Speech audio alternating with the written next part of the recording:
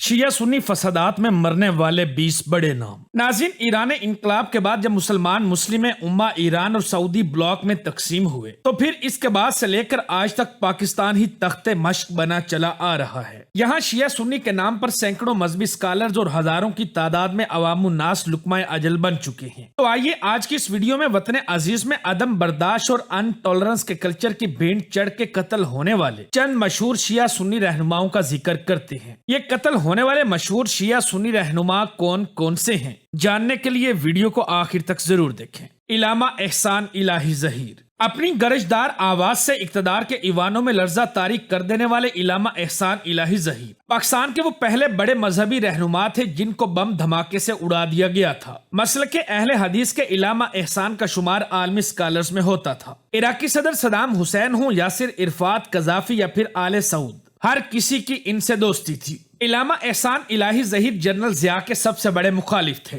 یہ 23 مارچ 1987 کا دن تھا جب علامہ احسان لاہور میں ایک بڑے جلسہ عام میں موجود تھے کہ اچانک ایک زوردار بم دھماکہ ہوا۔ علامہ حبیب الرحمان جزداری سمیت کئی لوگ جاں بحق ہوئے، جبکہ احسان الہی ظہیر ایک ہفتے تک زندگی اور موت کی کشمکش میں مبتلا رہے۔ سعودی کنگ شاہ فہد بن عبد العزیز کی خواہش پر ان کو فوری طور پر ملٹری ہاسپٹل ریاض منتقل کیا گیا، لیکن تب تک بہت دیر ہو چکی تھی اور یہاں یہ 30 مارچ کو خالق حقیقی سے جا ملے۔ سعودی حکومت نے پورے سرکاری اعزاز کے ساتھ ان کو مدینہ شریف میں جنت البقیع میں امام مالک کے پہلو میں سپرد خاک کر دیا۔ سید عارف حسین الحسینی۔ پاکستان کے نامور شیعہ عالم سید عارف حسین الحسینی تحریک نفاذ فقہ جعفریہ کے سرکردہ رہنما تھے۔ پارا چنار سے تعلق رکھنے والے سید عارف حسینی کو خمینی پاکستان بھی کہا جاتا تھا۔ یہ ایران انقلاب کے بانی آیت اللہ خمینی کے شاگرد خاص تھے۔ علامہ عارف الحسینی 5 اگست 1988 کو پشاور میں قتل کر دیے گئے تھے۔ یاد رہے کہ علامہ سید عارف حسین الحسینی کے بعد تحریک نفاذ فقہ جعفریہ کی قیادت علامہ ساجد علی نقوی کو ملی تھی۔ عارف حسینی کی قتل کے پیچھے خیبر پختونخوا کے گورنر جنرل فضل حق کا نام بھی لیا جاتا رہا۔ عالمی جریدوں کی رپورٹس کے مطابق جنرل فضل حق اس قتل کیس میں گرفتار بھی ہوئے، لیکن ناکافی شواہد کی بنا پر ان کو رہا کر دیا گیا۔ لیکن پھر 3 اکتوبر 1991 کے روز جنرل فضل حق پر ڈیفنس کالونی پشاور میں ان کے گھر کے قریب نامعلوم افراد نے فائر کھول دیا۔ ان پر ہونے والا یہ حملہ اس قدر شدید تھا کہ یہ جانبر نہ ہو سکے۔ یہاں پر آپ لوگوں کو بتاتا چلوں کہ جنرل فضل حق کے جنازے میں صدر غلام اسحاق خان اور سابق پرائم منسٹر میاں نواز شریف بھی شامل تھے۔ یہ بات آن ریکارڈ ہے کہ جب پشاور میں جنرل فضل حق کے جنازے کے دوران سپاہی صحابہ کے جذباتی کارکنان نے کافر کافر شیعہ کافر کے نعرے لگائے تو اس وقت وزیراعظم نواز شریف زیر لب مسکراتے رہے۔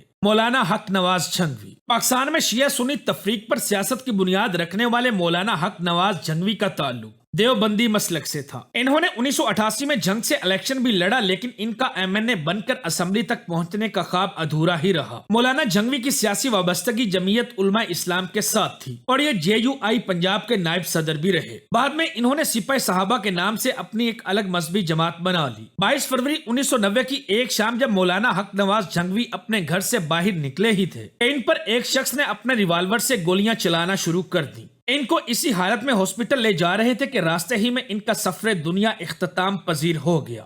مولانا احسار القاسمی۔ جماعت سپاہ صحابہ کے ایک اور MNA مولانا احسار القاسمی بھی گولیوں کا شکار ہوئے۔ مولانا قاسمی 1990 کے جنرل الیکشن میں جنگ کے حلقے سے پارلیمان تک پہنچے تھے۔ 10 جنوری 1991 کو صوبائی اسمبلی کے ضمنی الیکشن کے موقع پر ان کا سینہ گولیوں سے چھلنی کر دیا گیا اور یوں 28 سالہ مولانا قاسمی جان کی بازی ہار گئے۔ بتایا جاتا ہے کہ جب ان کی ڈیڈ باڈی پوسٹ مارٹم کے لیے لائی گئی تو ان کی جیب سے صرف 1 روپیہ نکلا تھا۔ مختار احمد سیال۔ ناظرین، اسی طرح سپاہی صحابہ جنگ کے صدر مولانا مختار احمد سیال ایک سیاسی، سماجی اور مذہبی شخصیت تھے۔ انہیں جماعت کی طرف سے صوبائی اسمبلی کا الیکشن لڑنے کی پیشکش کی گئی، مگر مولانا مختار سیال خود کو انتخابی سیاست سے دور رکھنا چاہتے تھے، لہٰذا انہوں نے الیکشن لڑنے سے معذرت کر لی۔ ان کو 15 جون 1992 کو جنگ میں قتل کر دیا گیا تھا۔ ڈاکٹر محمد علی نقوی۔ مکتب اہل تشیع کی طلبہ تنظیم امامیہ اسٹوڈنٹ آرگنائزیشن کے بانی ڈاکٹر محمد علی نقوی کا شمار انتہائی متحرک رہنماؤں میں ہوتا تھا۔ کم لوگ جانتے ہیں کہ سعودی حکومت نے ڈاکٹر محمد علی نقوی کو 80 کی دہائی کے آخر میں حج کے موقع پر گرفتار کیا تھا۔ ان پر مقدمہ چلا اور سزائے موت تک سنائی گئی، لیکن یہ جلد ہی رہا ہو کر پاکستان واپس آ گئے۔ 7 مارچ 1995 کی ایک صبح لاہور یتیم خانہ چوک میں ان پر لشکر جھنگوی نے حملہ کر دیا اور یہ خون سے نہلا دیے گئے۔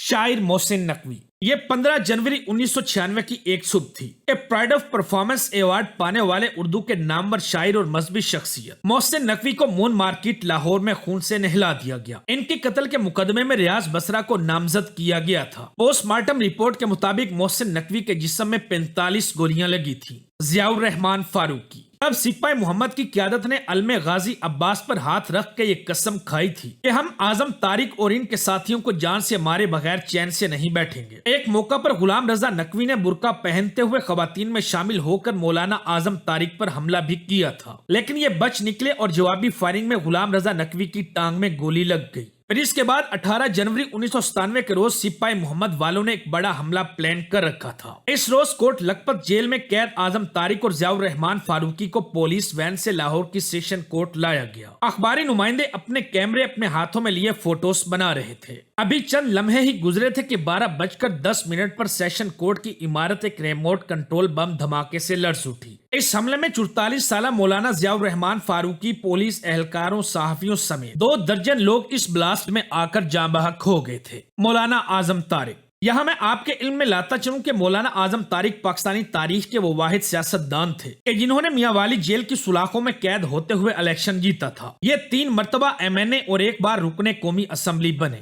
मौलाना आजम तारिक पर 22 के करीब जानलेवा हमले हुए, कभी बम धमाके, कभी गोलियां, कभी रॉकेट लॉन्चर्स और कभी हैंड ग्रेनेड्स, लेकिन ये हमेशा बच निकलते। मौलाना आजम तारिक 6 अक्टूबर 2003 के रोज कौमी असम्बली के सेशन में शिरकत के लिए इस्लामाबाद जा रहे थे। इन पर ऑटोमेटिक असले से लैस अफराद ने 200 के करीब गोलियां चलाई। 40 गोलियां मौलाना आजम तारिक को लगी और ये अपने 3 मुहाफिजों समेत लुकमा अजल बन गए। सैयद गुलाम रजा नकवी। शिया मलेशिया तंजीम सिपाही मोहम्मद के बानी रहनुमा सैयद गुलाम रजा नकवी से हर कोई डरता था और हुकूमत ने इनके सर की कीमत 20 लाख रुपए मुकर्रर कर रखी थी। फिर 7 मार्च 2016 को पाकिस्तानी न्यूज चैनल्स पर यह ब्रेकिंग न्यूज चली। कलअदम सिपाही मोहम्मद के सरबराह सैयद गुलाम रजा नकवी उस वक्त ईरानी फोर्सेस की कार्रवाई में हलाक कर दिए गए जब ये गैर कानूनी तौर पर ईरान का बॉर्डर अबूर करके तुर्की जा रहे थे।